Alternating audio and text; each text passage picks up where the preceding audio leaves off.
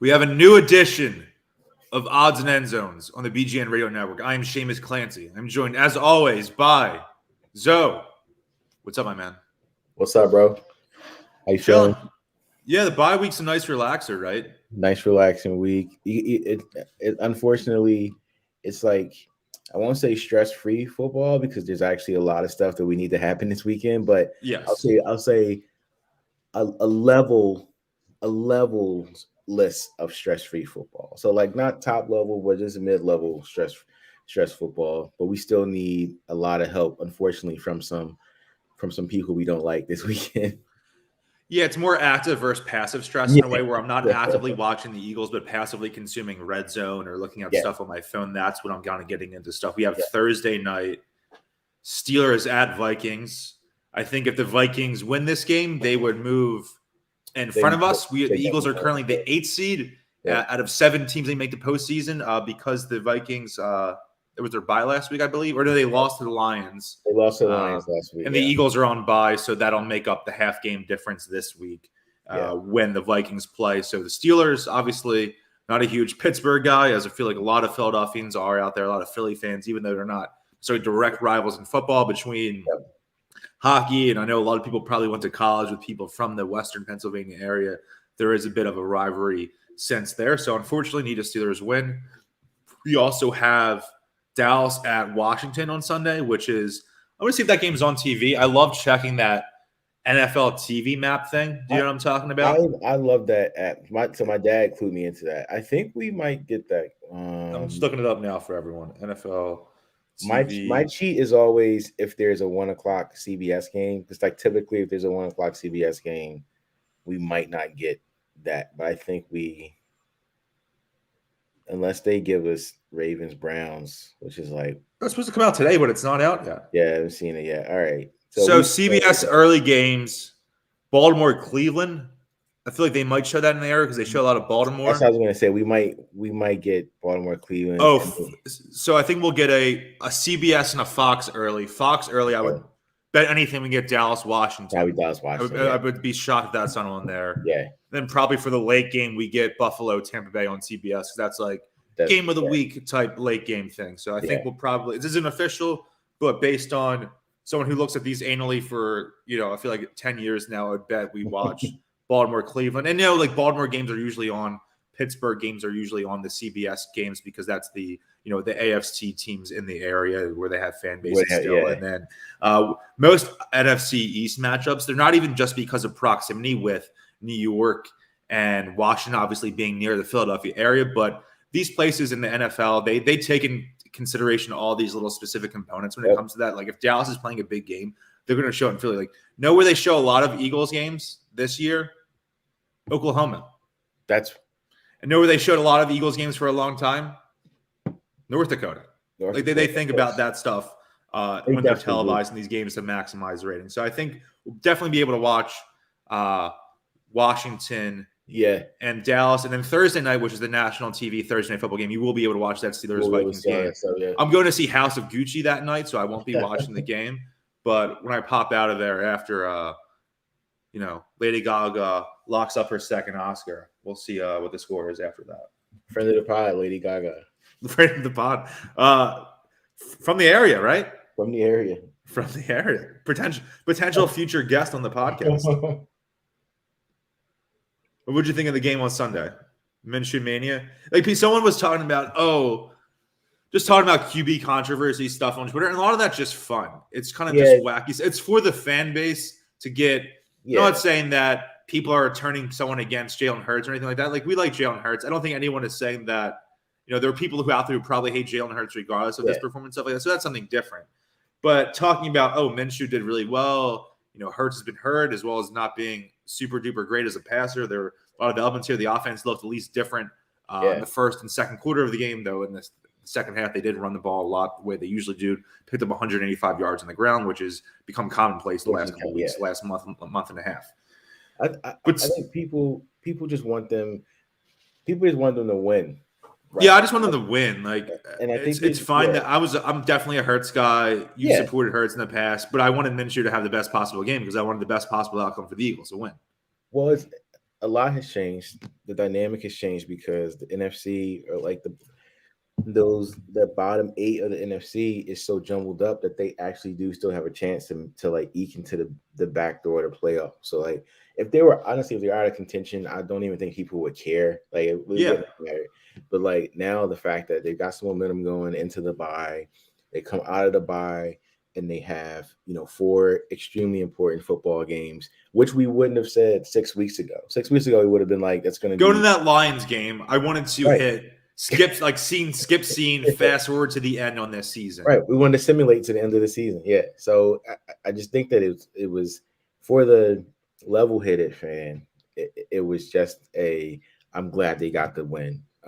They did for all intents and purposes. They didn't look their best. The defense certainly didn't look its best. The Jets, for the most part, were going up and down the field whenever they wanted to until they got some crucial stops in the second half. But outside of that, I mean, I think Minshew just used what what the defense gave him. He went to Goddard a lot, and Goddard had almost a career day, and they ran the ball really well. He was just a good game manager. I know people hate using the word game manager for a quarterback, but like he managed the game. He didn't turn the ball over, and they beat a team they're supposed to beat. And now they come out of this week, and they got to face actually a really tough Washington team. So, we'll talk about that next week. But the Wash team is they're a team that looks they're getting healthy at the right time. They might not have their tight end next week, ironically, but the rest of their team, especially their defense, is getting healthy, and they're going to give the Cowboys some trouble on Sunday. Heineke's looking okay. Yeah, like, I don't know if he's the answer there, just as much as probably there's the same sort of factions in Philadelphia where Hurts was not an uber first round top prospect. Heineke's a little older. He's like in his late 20s right now. He's not like a guy like Hurts. Yeah, he's looking okay though, and a lot of people. I feel like they're having, to your point, I feel like they're having the same conversations down there. Like, is he the guy? Can he be the guy? Like, what's the rest?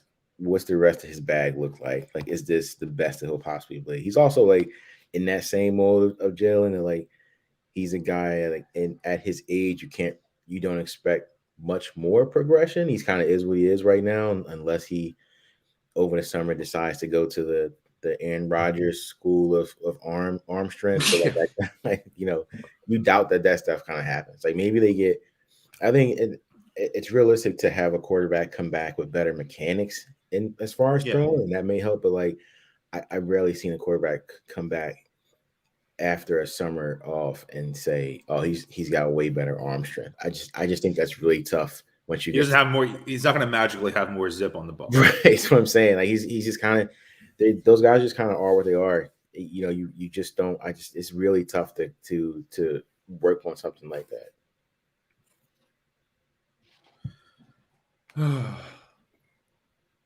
Minshew didn't even have a lot of zip on the ball though when he was playing well, because those touchdown throws to Goddard, and I think we would have been really hype if Hurts threw those balls. Yeah, and myself included. I'm just saying like, oh, if Hurts did that, you'd love it, because I would have been really amped too. But they don't set necessarily like the greatest throws ever. It just sort of happened that they were playing the Jets. And again, like I'm crediting Minshew, giving him all the credit possible, that I think he performed really well, really admirably. I love the energy. I love the fun. It was great to watch. But it was also a situation there, like those throws that Goddard, he was wide open. I think Hurts could have made those. That huge, what was that, a huge 3rd and 12 that they got? They hit Quez Watkins on. Where he was wide open. Yeah, he wasn't even that wasn't a good ball at all. No. And he just kind of got lucky that Quez was so open and Quez was able to go grab the ball. But that seemed like a throw that coincidentally Hurts would make, and we'd be kind of mad at the same time, kind of rubbing our fingers through the back of our hair, being like, "Oh, it should have been a lot easier than it was." And people are like, what happened? Like, why can't Hurts do that? And like, but if you look at the route that Quez ran, his guy just slipped. They ran a rub and his guy slipped. So like, yeah, I'm sure if they ran that same route and next week Quez's guy slips, Jalen's gonna find him. Like he was literally wide open. You can almost if he doesn't make that pass, you literally just got to take him off the field. Like that's how wide open Kez was. And like still, like you said, like we cheered and clapped for it, but like we also should have been like, dude, that might have been a touchdown if you hit him in stride. Like he had nobody within 15 yards of him. Goddard was pretty nice to see him kind of ball out like that. Yeah, I was happy to see him, and he was giving CJ Mosley the business, which was fun to see. He looked good. He looked because that's exactly what he should be doing. Is not necessarily just these balloon balls, the way I'm calling it, but going up, catching the ball at a high point, and then barreling through 2 or 3 guys into the end zone. Yeah. That's his game. That's what he should be his game. And I wrote about it a little bit today on my newsletter at patreon.com/Shamus_Clancy. And there was a lot there about the way that they just gave him this huge new contract. As soon as Ertz leaves town, you think he's the unquestioned tight end 1, and he is. But at the same time, the offense has completely shifted to something more resembling a 1930s rushing attack as opposed to, a modern NFL pass-first offense. Yeah. When Minshew was out there. And I did look it up because it felt like they threw more, right, than they usually do. But Minshew threw 25 passes. Last 3 starts, Hurts threw 31 against the Giants. Obviously was terrible, and they were behind and had to do a bunch of different things. So that plays a role in it. And then there was additionally the week before that was 24, and the week before that was 23. Yeah. So in his last 3 starts, he has thrown 23 passes. And then, maybe the difference is because early in the game, the Eagles passed the ball so effectively well, they were able to build a lead and then run the ball out. Whereas now, the last couple of weeks, especially the Saints game, it was more rushing the entire game and then runs mixed in throughout the entire 4 quarters because of the game wasn't necessarily sealed up the way it had been possibly this past week. I think it was also just the fact that they seemed to move with a bit more urgency too on that first drive, and I think that caught even us by surprise. Like they were kind of zip, and then all of a sudden right down the field. So I think that it was an infusion of that too. They seemed to move with a bit more urgency than they have been in previous weeks, even when the offense was working. These past couple of games, they were even moving quicker than that, which I think is a welcome change. Really, I even hope that when Jalen comes back next week that they continue to move that quick. So I think that just because it's a 1920s wing T offense, you can still move quick. You can still have some urgency about you because when you're moving the ball like that, in the run game, it doesn't mean that everything's got to be as slow as molasses. Yeah, especially when that game is predicated on speed, the way this offense is between Miles and Jalen, and when Boston Scott's in there, when Kenny Gainwell's in there, those type of things that could be a different vibe when they do that. But I also do like, to an extent, I think they've realized this is one way to help a defense that's been okay, mostly bad, a little bit of good, mixed bag this season on defense, is kind of the inverse of the Chip Kelly era, where they're going for total ball control. And the first drive of the second half, I think that took around 6, 7, 8 minutes off the clock. Yeah. And it might have only ended up in a field goal. But that's kind of all they needed really at that point. And there were definitely drives where you can't say this offense was perfect with Minshew. They had 4 field goals. They had chances where they could have scored more touchdowns. They did get points in the first 7 possessions, first 7 drives. So that is nice too. And didn't have a punt until the final 2 minutes of the game. And that's at the end of the day, that's really the name of the game, is to score, and you want touchdowns, because when you get into in the season and you get into, knock on wood, playoff times, you're gonna want 7 instead of but I think you kind of just gotta take your little wins where you can get them within the game. But I do think I do still think I'd like to see that red zone offense short up. And maybe I think we talked about this before in earlier pods, but it also just may be a personnel thing. I think that they it's obvious that there's some kind of hesitation with what they're doing down there. And I do think it's a Sirianni thing, and he just may not be as confident in his guys as we think he should be. Like I feel like everything gets down there and it gets so tight and tense, which is weird, because with that offensive line and with with the running game that you have and how it's working, you can at least set up a nice play action or a nice rollout with Jalen and punch it in. But it just seems like he gets too fancy for his own good once they get down there. And next thing you know, we're looking at 3rd and goal from the 20-yard line because you took a sack on 2nd and goal. We're through, what is that, 13 games. What do you think of him as a head coach, as a rookie? Obviously, it was rough to begin with. I think that's inarguable. But what we wanted all along was for him to tailor his offense to the players that they had on there rather than this overarching scheme over everything system. And we talked about them early in the season. They threw the ball a lot. And I think that is sort of an organizational philosophy that's been there for over 2 decades. And we're all well aware of that. But when it came down to them actually looking at this offense and saying, hey, Miles Sanders hurt, we have to throw these other running backs on the roster. We have, a top 2 or 3 rushing quarterback in the league, however you want to say it, behind Kyler Murray and Lamar Jackson, obviously. Yep. Let's turn back the clocks a bit. I think it's been wise. And they're doing the smart things. They're controlling the ball. They're keeping the other team off the field because they know their offense isn't going to be this potent offense who can get in shootouts. And I think he's been fine. I think he certainly has, which with what they look like now, I think that he certainly has earned a 2nd year. And this is a point I'm actually going to mention later in a different piece. But I also think that there's a lot you can blame him for, but I also think that some of it is personnel related. I just don't think he has probably to in his eyes the horses that he wants to run the offense that he wants to run. And it's something that we in this town we yell at Doc Rivers for too. So I also feel like Doc Rivers I'm not a Doc Rivers guy, but I also feel like some of the things that he wants to do, he just doesn't have the guys to do it with. So I think that there's a line there that we have to find, because eventually he's going to have the team that he wants, or the team that Howie and that front office thinks that he needs. And if they come out again next year and start the season, 5-8 and 6-8, well, then we got a sincere problem. But I think that he's done fine enough with tailoring the offense to his current personnel that we'll ride out these next 4 games and we're either going to be a wild card, going into Green Bay, or we got an early offseason. Wild card game would be wild, man. That would be. And that wasn't even a joke, but that would be a lot of fun, though. That would be a lot of fun. It would be for me. It would be the least amount of pressure I felt in the playoff game. Like, I'd have 0 expectations. It would be a lot of fun.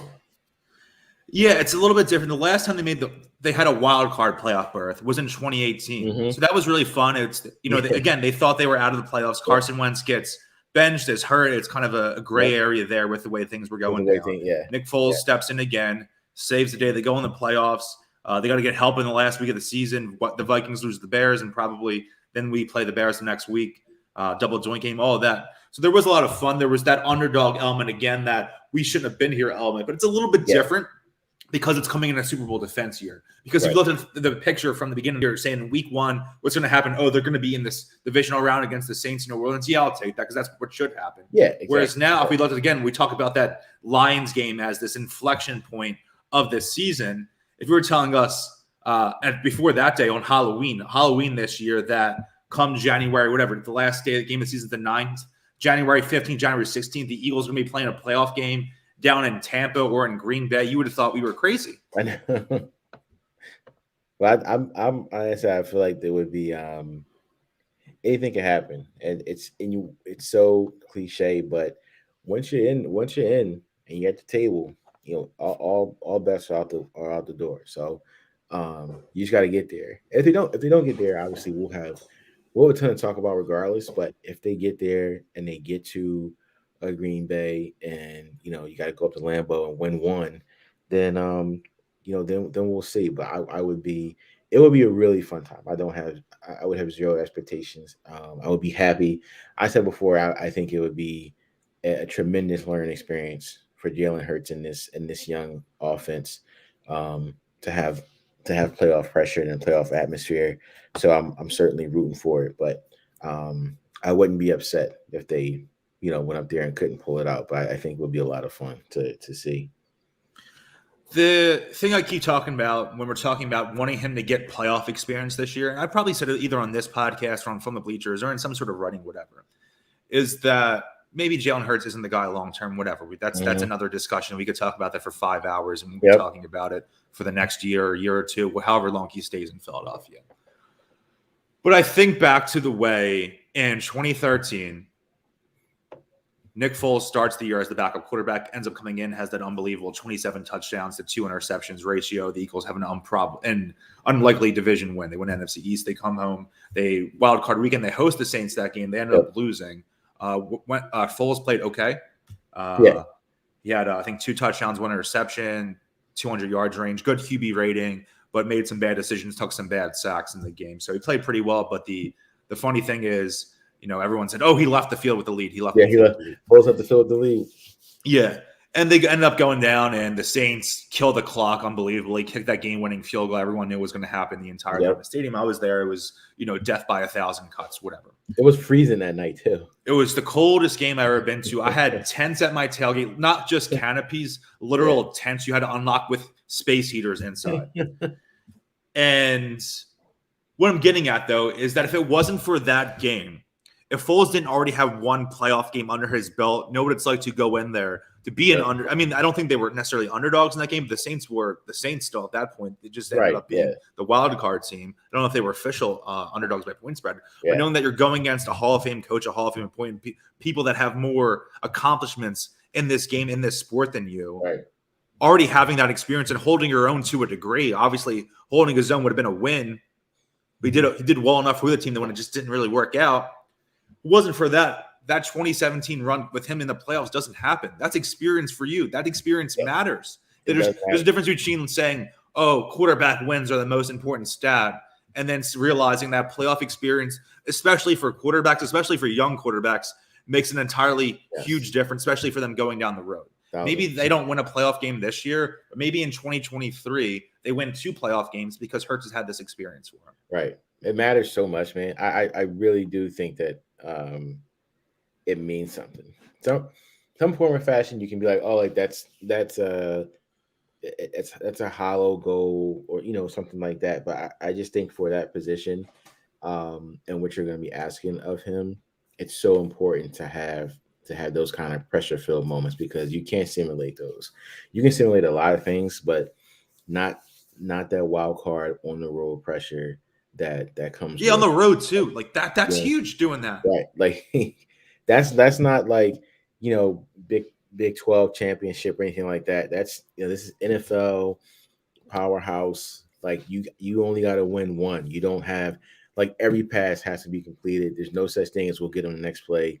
Like that kind of pressure is exactly what you want to see, if he holds or if he folds, and it all gets added to his book. Like, what's the story? Is he long term? Is he not? Like, did he earn a second year to kind of see what things look like? So I think all of this is just one big evaluation, and we won't really find out how they feel until the end of the season, whenever that is. How often does Alabama play in Lambeau in January? It's a different world. It's a totally different world. I'm wearing an Oklahoma shirt. I just got this. Do you know that Kelly with an I Instagram page? The girl who does all those tie-dye shirts. She had one of those Instagram story sales. Sorry. Yeah. And it was like buy one, get one free. So they had a really nice Phillies cropped hoodie. She makes good stuff too. Yeah, this isn't the only thing I've gotten her. She had a nice cropped Phillies hoodie for Ashley. Yeah. And then it was buy one, get one free. And I was looking for anything in an extra large. It was like Oklahoma. I was like, kind of a Hurts t-shirt. Yeah. Like, I'll just buy this. Yeah, why not? I don't have enough Jalen Hurts t-shirts that I wear 2 or 3 times per week. Right, baby. Propaganda machine rolls on. Yeah. Then I wore the Minshew shirt on Monday. It's like math. I'm playing both sides, so I always come out on top. So you always go on top, exactly. At the tailgate on Sunday up in North Jersey, the group I was with, they had a limbo contest. Ashley won, right? Yeah, but also being 5'2", I think helps a limbo contest too. But she won a Foles painting. So if you're watching this, you can watch the stream of all of our odds and end zones and From the Bleachers podcast on the BGN YouTube channel. There's always a description. There's always a link to the feed in our podcast description. But I'll show you. Someone painted this of Foles. Oh man, pretty nice, right? That's actually really nice. Yeah, Yeah. I'll give the artist credit just because that's, especially with Ashley as an artist, you have to do that. Yeah. Anthony Foster. Fair. It looks like they have an Etsy shop as well. Their Etsy shop is Foster, Foster, Philly Art, and then you can follow them on Instagram. It looks like Foster again, Foster_ Philly Art. That's dope. That's really nice. Respect to them for helping us out and allowing Ashley to come home with something that was awesome from the trip. Good for Ash for being a little nugget. She said that or Monday and yesterday that her body was just so completely sore from like it's like if you squatted, you did like a squat rack for the first time in like 6 months without having worked out. I imagine that's how she felt. Yeah, that's awesome. Saw E-Rock there, which is nice. How was the crowd up there? It looked really. I saw a lot of people. Almost all Eagles fans. Not almost all, but there was. It was an Eagles home game more so than a Jets game. I mean, it looked like I would say probably at least 40% Eagles fans, but it's a difficult situation because the stadium was mostly empty. And I'm not being that thing like they don't even show up to our stadium. Have you ever been to an Eagles game? Do you imagine how many Eagles fans would have been there in that Washington game last year when the team was out of it? No one had been there. I think back to it's just different because the Eagles have been relatively good late in the season, right? Yeah, as of late. But I think back to 2012, the year I first had tickets, they went 4-12 that season in 2012. Andy Reid's last year here, and I would go in at the 2-minute warning. I would walk in sometimes, just like I don't care about going into the stadium. I'm hanging out drinking. I'm going to take the subway back to school afterwards, and then I'm leaving halfway into the third quarter, and it's just like there's no point of being there. And I get there's a thing like, oh, you have to watch. You don't have to do what you can do whatever you want. You know what I mean? Right. If you're 27 years old, 29, 30 years old, you have a wife, you have a kid, those things, or if you're a teenager and want to go hang out with your friends and do something more fun, do whatever you want. You're not beholden to this. If you want to kind of go to the game, you don't have to. If you want to give up your tickets, do whatever you want. And like, I also feel like it's one of those things where, like, it's not uncommon. I think probably everybody does this, but for me, as a native fan, it's like our sporting events are more so social outings too. Like I can't speak for I don't know. It doesn't feel that way in Jersey or that's what I was. New York. Yeah, that's what I'm like trying to get at. Like I've been to MetLife, and like it doesn't. I don't get that feeling there. But I feel like we use our sporting events as way more as social outings, which is cool to me too. Like I think that's part of the allure is like going down to the Eagles game isn't just going down to the Eagles game. It's like, best party of the week. It's the best part of your week. It's the whole day. You're up at 6:30 because you're gonna get to the lots by 7:30, and kickoff is at 1. And it's like, well, what are we doing afterwards? Like, it's literally your whole day. Like, and I don't get the sense that folks in MetLife had the same idea. Yeah, and it's not even a sense where we're saying like, oh, Philly fans are so much better. Right. None of that. It's just a different atmosphere. I knew some Jets season ticket holders I linked up with real quick, and it's more so they just hopped on the train from the city down into North Jersey, grabbed a 25-ounce Bud Light in a paper bag for the train. You could do that up there, which is insane. Yeah. Imagine if you, I'm sure we both drank on SEPTA in our times. I like to do that if I'm going to a 6 or 7 o'clock game, grab a Kenny or two for the road. But, you're legally allowed to do that there, which says a lot about the difference too. Yeah. For sure.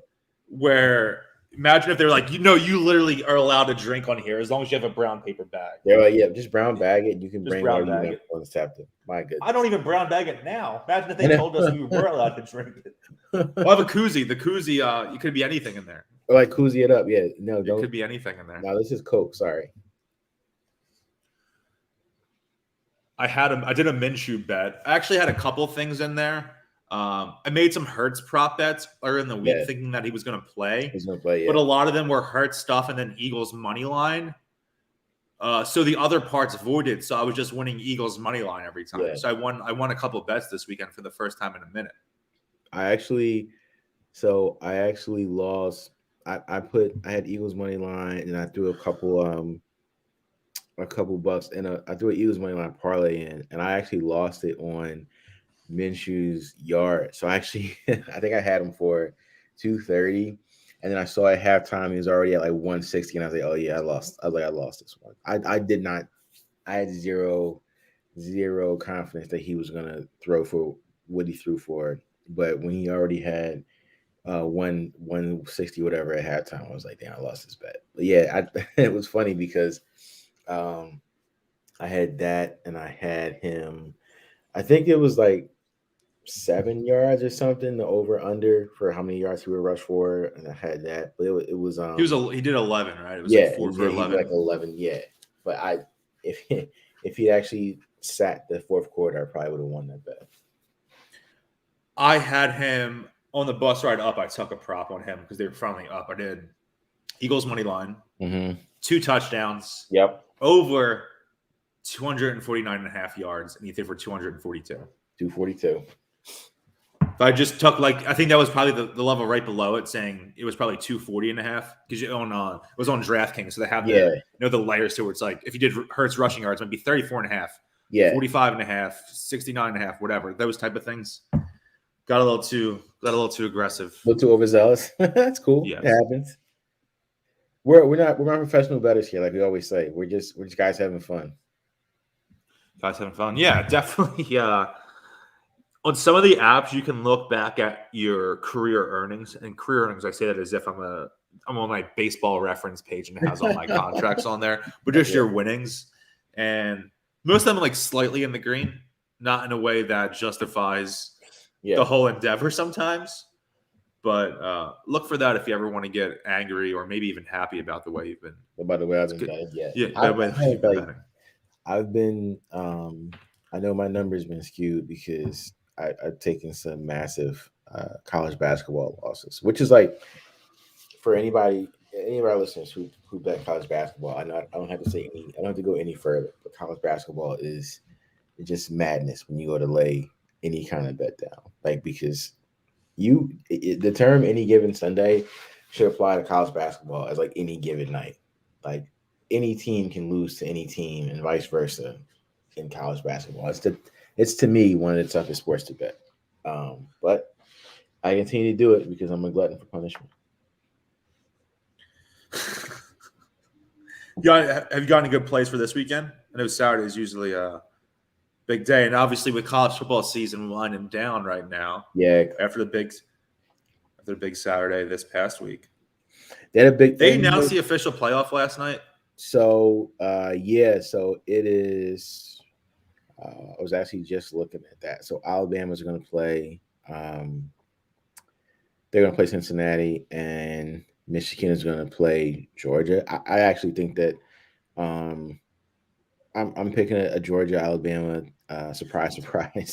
Well, I'm glad they didn't bump Georgia down to 4 or you couldn't have done Alabama Georgia again this week, right? Or not this week, but then the game is on New Year's Eve, but just the next round of games. Yeah, you had to wait a little bit. Which is I understand. I understand the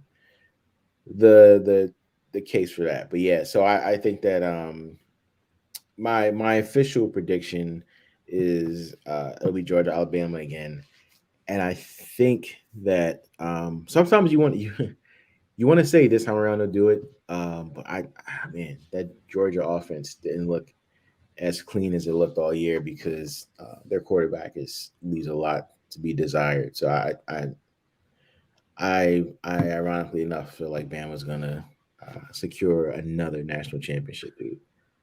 Have you seen the line? No, not yet. I looked at it's up on ESPN. Guess it. What is it, like 15, 16? 13.5. I thought it was going to be more. I thought it was going to be more. Me too.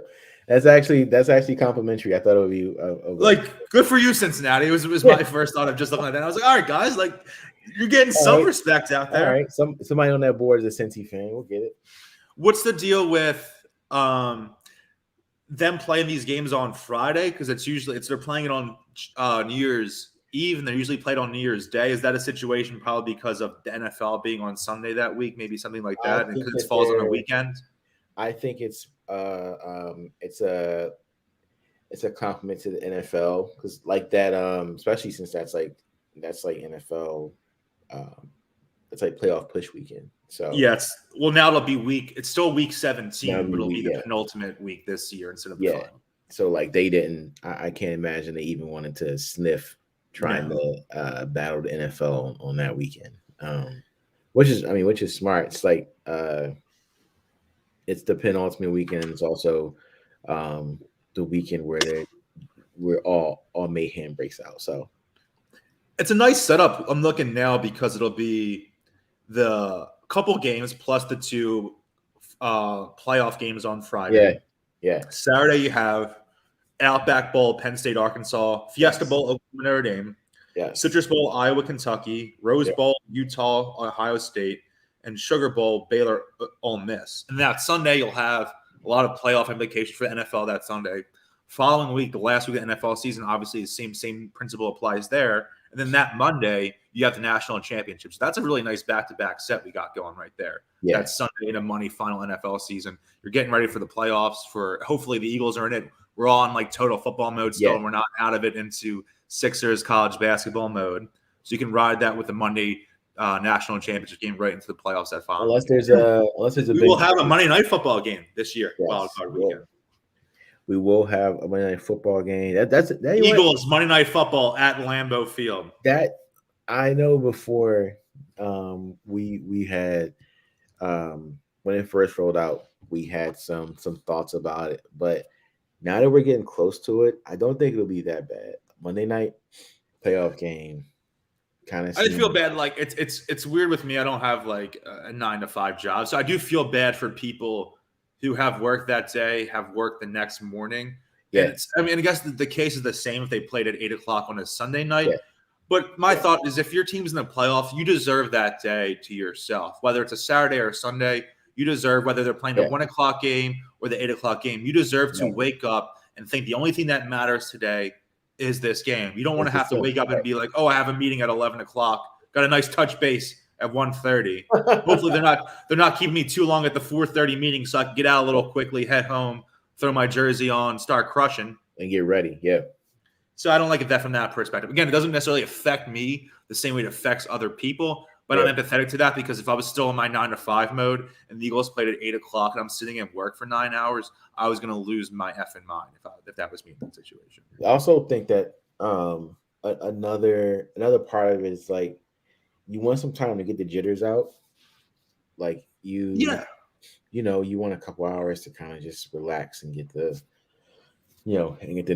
nerves out and get ready and get settled in. So it's a weird setup that way because I feel like with Monday Night Football, it's always you get in from work, you get yourself settled. If you have kids, you get your kids settled.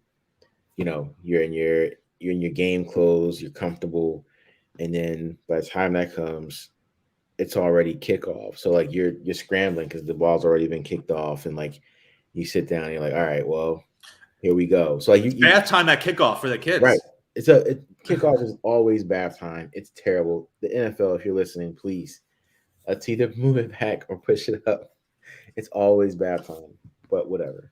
Mike Bradley out there on the West Coast, still in work as Jalen Hurts is running for a 38-yard touchdown in Lambeau Field. Mike Bradley in that LA traffic. Oh, God bless you. Maybe we could do something fun if the Eagles played on. I know we're getting ahead of ourselves, but we're just BSing right now. But I'll just do an all-day live stream. Just leave this up as I do my tasks during the day. That would be very fun. Someone just slowly delves into see a man slowly delve into madness over a 12-hour period. That would actually be a lot of fun, and we can ask Rochelle to do like a time lapse of like into chaos. There is an element too where obviously I'm the tailgate guy and I love tailgating, but there is a fun element that's different about a road game and having a road playoff game. Obviously, you'd rather the team play at home because that increases their chance to win. Teams perform better at home, definitely for the Eagles' case too, especially over the last half dozen years. 100%, there's a more fun atmosphere, I think, less stressful if you're planning a tailgate and then just watching at home. And as someone who's gone to Eagles playoffs games and saw them lost and had to commute home after that, that is the worst feeling in the world. Whereas it sucks, dude. If they lose, I'm already on my couch and I can go to sleep. It's also I think it applies to whatever your favorite sport is. Like, I get it. I get the idea of, I kind of just want to sit at home, because if this does turn out to be a result that I don't like, I can at least turn over or go upstairs or go downstairs, just go to bed, call it a night, as opposed to like you're drenched in your gear, you're waiting for your train, you're catching an Uber, and you're like, yeah, man, we just lost. I have a 45-minute commute home. My least favorite place is the subway after an Eagles loss. Oh yeah, that's like hell for me. Like, it it's would just madness. Be sitting there waiting for the train to leave the entire time. Madness. Now I have to catch 2 trains instead of just like before when I lived in South Philly, I could just walk home sometimes. Now you got 2 trains to catch. 2 trains. It's not even just like one long train uptown. I'm hopping on another train, and that's what really messes it up. And the L after a Birds game is also just as bad, because like people are like doing the same thing as you, because like that there's that like crowd that catches the L to go to where where you guys are. It's like everybody's thinking the same thing. Like, this sucks. This is just a funeral procession, basically. Because you see, I know you catch that, you take that walk now. Like, if you saw, people love to park on that little, like right under the bridge. Yeah. So like, if you ever on game day, if you ever see it, it's like a mass exodus, because like everybody parks there, and then all they do is run right up to catch the L, and then they come. Yeah. Or they come back happy or sad, but like it's interesting to the extremes. The polarity is out of the 2 extremes of the city of Philadelphia. Happy or cocky and distraught. I can't. I'm not. That's a meme someone else or tweet someone else about, so it's not like I'm taking credit for that. But it was I think it might have been someone from Flyers Twitter. I think it might have been like a Flyers based joke, but it was saying that Philadelphia only has 2 moods: cocky and distraught. And that's our only mood. And it's either there is no happy or sad anymore. We're either extremely cocky or we're just distraught to the point where other fan bases are like, yo, like, are you guys okay? Like, no, we're not okay. Stop. Even if they're winning or losing, I'm not okay either way. Stop asking us. We're never okay. What do you mean? It sucks that we didn't, because of Thanksgiving, we didn't do podcasts after the Saints game, because that would have been our cockiest pod all year. Yeah, for sure. Well, we'll see. The cockiest pod so far. If they rip off a couple wins here, especially beating if they beat Washington, I would think that because them falling out, us jumping up, we'd be in the playoff picture, maybe, and getting in that 7 seed spot.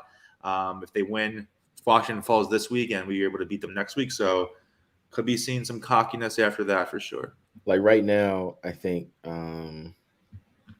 CBS NFL has us missing that spot to the Niners. I think the Niners get on us because of they have the tiebreaker too. That really hurts us. That really hurts. That first game I was just thinking about it, before we hopped on. I really hope that game doesn't come back to bite us, but I think it will. Oh yeah. And so they have. So this is CBS projected, or like what their guesses are. The Cardinals keep the 1 seed, and they have the bye, and then they have the Niners go to Lambeau.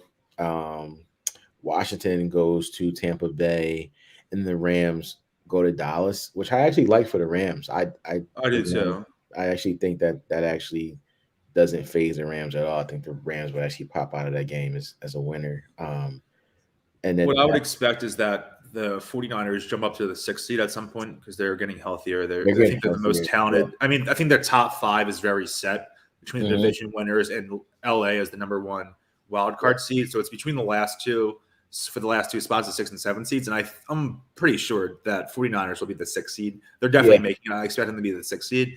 And it'll really come down to that group of Washington, the Birds, and I guess the Vikings. Yes, the Vikings, in this case, for that final 7 seed. I don't expect Atlanta, Carolina, and New Orleans to really be in that picture. I think they're going to fall off a little bit. And good for the Eagles. They have beat all of those 3 teams this year, so they have the tiebreaker over them. So it's like having an extra game up on all of those teams. So really Need to take care of the 2 Washington games, and we'll see what happens from there. And you know, the Dallas game is still a toss up too, because if they're set as are they not even just like, it's not they clinched a bye, are they locked into the 3 seed or locked in the 4 seed? Are we locked into the 7 seed? There's right. a lot So of like if movement there. By the time we get to that point, if they're like locked into something specifically, they actually might decide to rest Dak or whomever, or to give Tony Pollard, or to give Tony Pollard rushing their yards. True number one. They might decide to let Zeke run that game and give their true number one, Tony Pollard, the day off. But we'll see. I think as we get closer and closer, that's the kind of stuff you're going to start to see. So I don't know. Again, like you said, we're just bloviating at the moment, but I think that they have to beat that. They got to win next week, and then we'll talk. So like, you just got to take it literally one game at a time. I do think that both Washington games are going to be really, really, really tough games. I think that it's going to be, it'll be the toughest opponent they've played since the Chargers game. That's the Chargers, right? Yeah. Because they've been going through these teams that are a little bit more cupcakey. And even they drew a cupcake game against the Giants and laid an egg. So that's not saying that they win every cupcake game or anything like that. Yeah. But I think it'll be the most complete team in a way since the Chargers game. Yeah. Their defense is always good. I was looking at some of those. Obviously, it's hard to talk about offensive line play and in terms of run blocking and pass blocking. But looking at some of those, I guess, XY graph charts, and it seems like outside of LA, no team has a better combination of offensive line play and defensive line play than the Birds in Washington right now. And I think that's why you're seeing, as we talked about Heineke, even though he's not a true prospect in that sense, or a guy that we probably believe is a future top 2015 starter in this league. Yeah, it's working for them right now. It's working for them right now. So I think that they're definitely going to be probably the best team we played since the Chargers. And I think that I'm interested to see how we match up. I think that there's certainly been some things that have gotten better, and some things that stayed the same. But I'm interested to see how the defense responds, and how how Jalen and the offense responds. They're going to be. I think that Giants game is also going to be a weird game. The Giants might nail it in by then, to be honest. But it still might be a weird game to play. If they lose both games to the Giants, they don't deserve to make the playoffs, and they won't. Yeah, so right. It is what it is. That's the other thing too. Like if they lose both games to the Giants, or that shell of a football team, then we got the answer on if they deserve to be a playoff team or not. Looking at the early line for next week, Sunday, December 19th, 1:00, Washington at Philadelphia. What do you think the line is? I think the Birds are +6. -2.5. All right. At home. Yeah. Oh.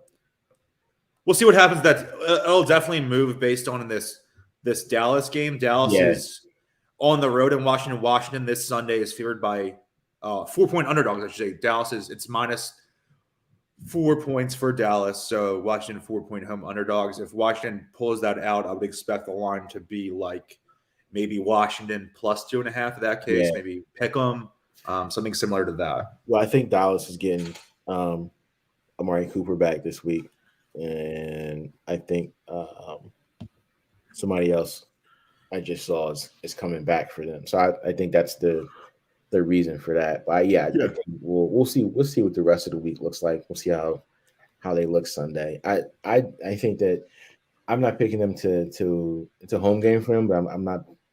I wouldn't automatically take Dallas this week on That's a bed or in a pool or Survivor or any of those things. I certainly wouldn't. I wouldn't be surprised either way, but I wouldn't. If you have them left in a Survivor pool, I'd probably stay away from them this week. How about them Cowboys? Let's be a little dirty and root for Dallas this week. Just once, it's okay. We won't tell anybody. Any other lines you like this weekend? I haven't really looked at it in depth yet, but I haven't really looked at anything. I do like